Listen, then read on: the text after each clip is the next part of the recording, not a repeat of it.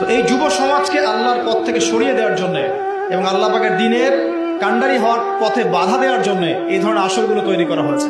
এছাড়া আছে কনসার্টের আসর, আপনার মিউজিক্যাল কনসার্টগুলো আপনাকে নাচাবে, হই হুল্লা করাবে, ধুম ধারাক্কা করবে।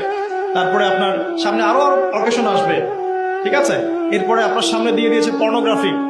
সবাই এখন ঘরে ঘরে পর্নোগ্রাফির চর্চা করে, শুধু ছেলেরা না, এখন মেয়েরাও পর্ন দেখে। এটা আমার কথা না, এটা জরিপ দেখবেন। এটা নিয়ে পড়াশোনা করেছি আমি।